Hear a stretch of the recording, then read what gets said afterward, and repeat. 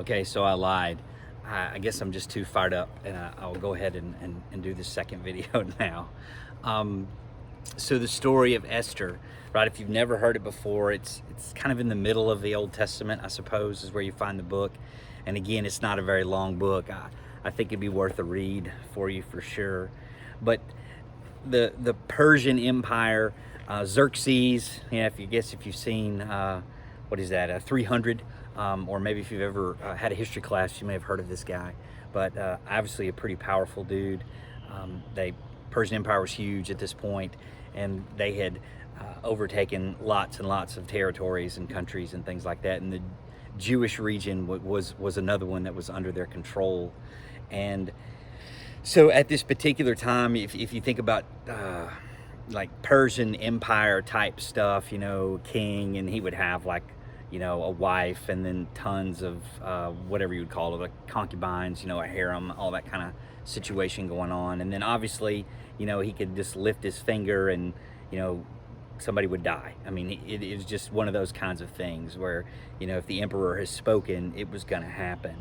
And so the Jewish people that are in captivity and living in that area in that time, that are under Persian control, we'll just say it that way, they lived differently than the rest of the world. If you ever read the story of Daniel in the lion's den, or we talked about the fiery furnace, about Shadrach, Meshach, and Abednego, and how they wouldn't bow down and worship the statue, same kind of scenario. There was stuff going on where people had to kneel, and people had to break their promises to God and to who they are, and to bend the knee in that regard, and become someone they weren't, and not live into who they're supposed to be. And the Jewish people were not going to do that.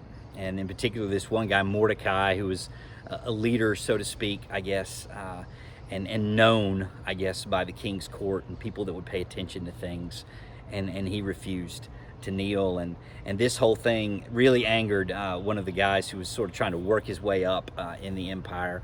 His name's Haman. I don't remember his title or anything, but he went to the king, to Xerxes, and he is like, hey, look, these people aren't kneeling. They're not who we need them to be. We can, push them down. And I think his idea was, just to move his place up in the world. And maybe people are evil. Who knows why they do things. But anyway, long story short, he gets a deal set up to where he has complete control to do whatever he wants to the Jewish people. He can have them all killed. He could have them all thrown in prison. He could have them all beaten and left for dead outside the empire. He could do whatever he wanted. And before all of this, a young woman named Esther was brought into the king's court, and he basically had his choice of all these new queens, like someone to replace the queen before, and he chose Esther. And so Esther is from this Jewish family, and she's in this role by force. And just imagine everything that goes with that. You're taken and you're paraded in front of the most powerful person walking on the planet at that time, and he's going to take you as his bride, and for better or worse in that situation, I would assume, but it's not exactly what she chose, not the life she wanted, but she's put in that situation. And as these things unfold with the plan to kill her people, her uncle or cousin, and I feel bad because I didn't read the whole thing right before I'd made this video because I'm so pumped up to share it. But anyway, her relative Mordecai comes to her and says, hey, look, you have the ear of Xerxes. You have the ability to change this. You can do something about it. And the famous line, it's chapter 4, verse 14, is, for such a time as this, you have been put in this situation to where you can save your people. And so I'm standing here where I would assume some of the pinch hit decisions get made, and maybe this is where you get informed that, hey, you're up. It's somewhere down this in this area, I'm certain. And when you walk up there in that situation, I mean, for such a time as this, you're put there to do something, to make a difference. And yeah, that's a huge thing, can be a great big thing in a ball game. You saw it in the game today, this Saturday, for you guys. It wasn't just one time either. It was a couple times where, you know, a substitution or a pinch hitter or whatever, a big change for such a time as this, and it sets something great in motion. And that's what happens in this story with Esther, is she does go to Xerxes. She does go to the king, and she says, hey, you can save these people, you know, and the plot gets all untangled because this guy Haman, who was really out to kill everybody, the tables get turned on him, and he's the one who ends up by the end of the story paying the punishment for his selfish thoughts and his treachery and everything that goes on there, and the people are saved. For such a time as this young girl, Esther, put into this weird situation, probably something she didn't want to be in, but she was able to save her people. And so I would say that about you guys. I try to tell people this all the time, like, for such a time as this, we are here. I mean, we didn't pick to be born in a time where we'd live through a pandemic in our planet. You know, you didn't choose who your parents were going to be. You didn't choose all the events that would happen to you. You know, you may have picked to come to ULM. You may have picked a certain major. You may have chose a certain sport, whatever, at some point. There's some choices involved in there. But the times that we live in and the circumstances around us, we usually don't choose those. But what if for such a time as this that you are here? I tell groups at weddings all the time, the bride and the groom, to, you know, when they come up to the front, I tell them to turn around and look back out to the audience and to just take in the moment that they're in and to look at all the people in that room, because they probably won't all be gathered in that same way ever again in this lifetime. Not that exact group of people. And so soak it up is what I tell them. Realize that these are your people and they love you very much. And so I would say that to you guys right now on this team, like, every year's different. I mean, we could talk about last year and how your season got canceled and how that was a different start than this year's start for sure. We could talk about the guys that were here at the beginning of last year that aren't here now. And we could also talk about the guys that won't be here next year. So that should put it into perspective. This group, this team will only be this way for just a few more weeks. I mean, what? You know, no matter what the outcome, by July, this is a different story, right? I mean, people are graduating, people are moving on and doing different things.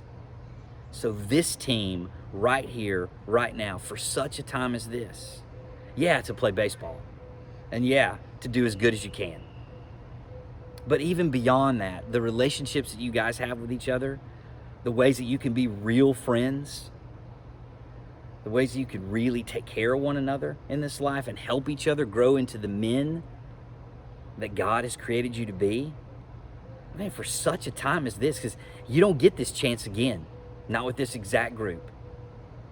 And so I would say to you, soak it up, drink it in, live in the seriousness and the realness of this moment, this part of your life, because you're not going to have this exact group around you for much longer.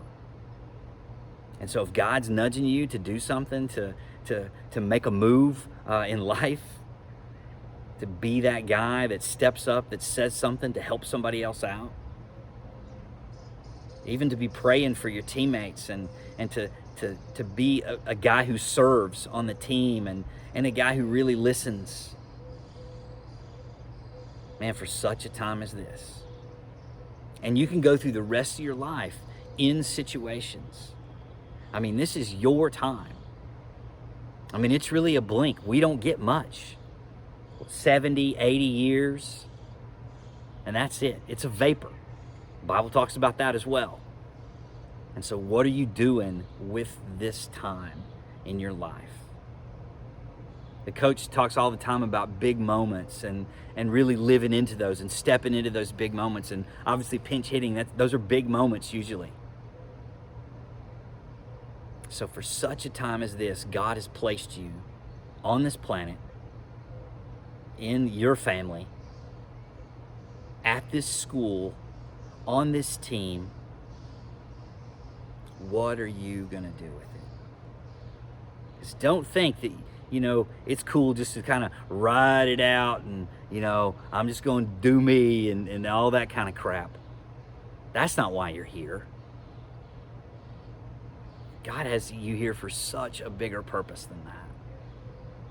So much bigger. I remember, I think when we were down at LSU, I can't remember, or maybe it was a different game, but Colby asked me that if I went to some of the games last year, and my excuse was, well, the season was so short, I didn't have much of a chance to, but also I didn't know any of you guys. I mean, I knew who Coach Fed was. We had spoke on the phone a couple times, and I think we maybe met once or twice, but other than that, I didn't know any of you. And now what's really interesting to me, like from my perspective, I can't imagine like not knowing you guys. I can't imagine not having your names run through my head when I sit down to pray, or when I flip open a journal and I look at the list that I made of you guys. I can't imagine not. But a year ago, I didn't know any of you necessarily existed, except for maybe reading something on the internet, maybe. So, for such a time as this, that applies to all of us. So what are we doing with these moments, these big moments? Because every moment really is big. Every moment matters. So I just challenge you, and I challenge myself to recognize that statement, to realize what happened in that story in the book of Esther, and realize the implications of that truth for your life and for my life. It's for such a time that this, that you are breathing oxygen, that you are walking, that you are here. What has God called you to do? Again, have a great trip home. Be praying for you guys. Go Hawks.